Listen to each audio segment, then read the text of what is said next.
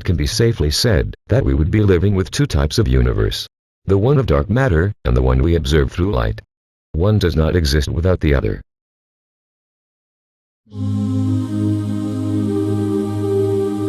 This duality is false, but it would be established by the way in which we interact with dark matter, as we depend on our memory to do so.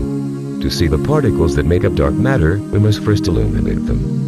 This lighting takes time, and, unavoidably, disturbs the particle.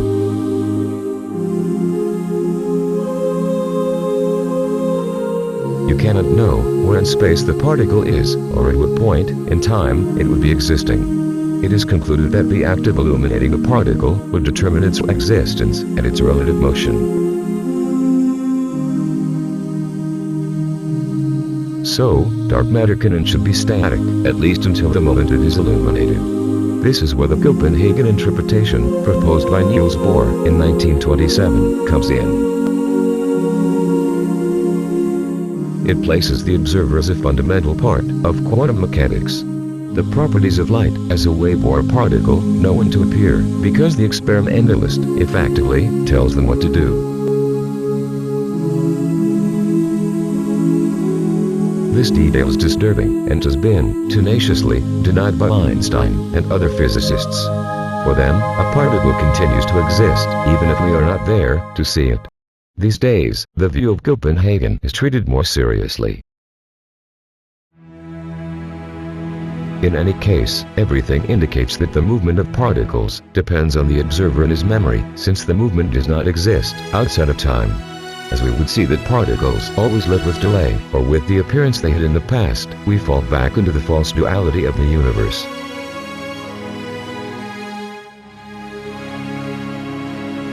Let's start from the hypothesis that the real particles would be static, and would compose a universe that is also stationary. This kind of universe was supposed to be timeless, so it couldn't be reached by our memory.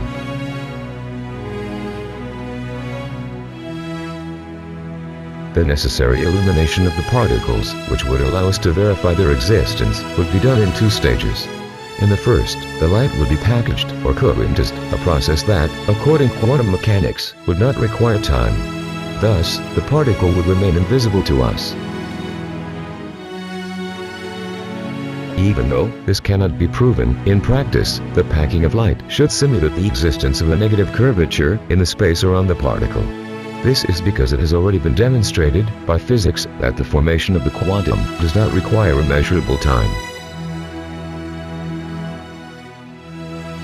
In order for the movement of the particle to become visible to the operator of the quantum system, the arrow at time would have to undergo an inversion in its direction at the same time that the light was scattered in the form of a photon. This inversion movement of the time arrow would isolate the particle, preventing the observer from seeing it directly.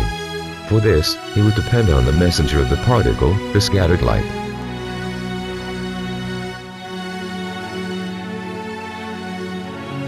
If, in the first phase of photon formation, space occurred negatively, stretching like a spring, and retaining the information, it is understood that it should be contracting in the opposite phase, or losing curvature.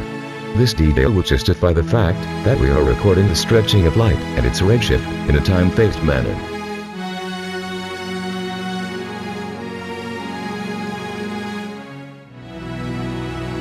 This can be easily seen in the fact that when the spring of space stretched between two particles, the stretching would be followed by an increase in elastic potential energy. There would be the generation of tension between the ends of the spring and deceleration of the movement of the particles.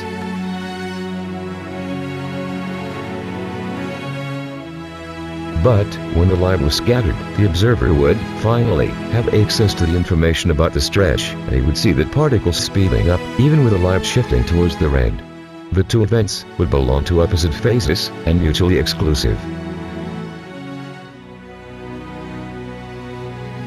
If you could see the spring stretching in real time, which it wouldn't, in practice, you wouldn't be able to see it contract simultaneously.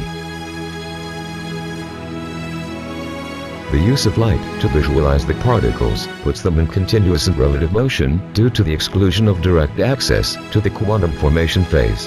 As this phase does not require time, the opposite phase, the contraction of the spring, is the only one that allows the observation of the moving particle. Therefore, it appears to be continuous, even in the presence of the redshift of scattered light. The space of the particle universe appears to be flattening out continuously, with visible matter gradually and continuously losing density.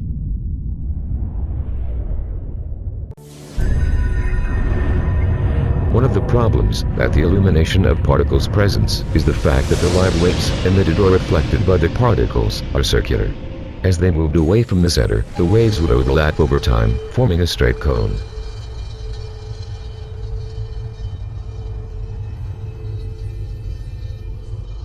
Particles that were described by this type of circular wave could not move towards or away from other particles.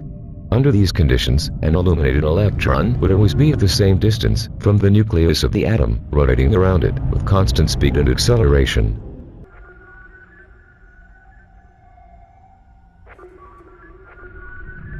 That is, the depth of the curvature of space around the particles would remain constant over time, which would plaster the entire atomic system. Before making the quantum leap from its current level to a higher energy level, the electron disappears. That is, it cannot be detected in any way in the space between these two independent levels. This is where the cat's leap would take place. The space between levels would be curving negatively, retaining the light and the information it carries. When the electron abruptly appeared at the most energetic level, the inversion of the time arrow would have occurred, and so, the consequent scattering of the photon used in its illumination.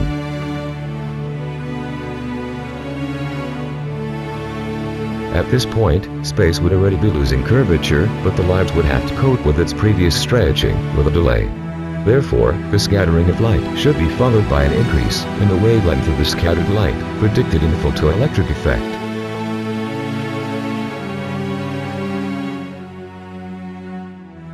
Our dependence on the illumination of particles eliminates the question of the distance between them or the time that separates them. This would apply to both the infinitely large universe and the subatomic level.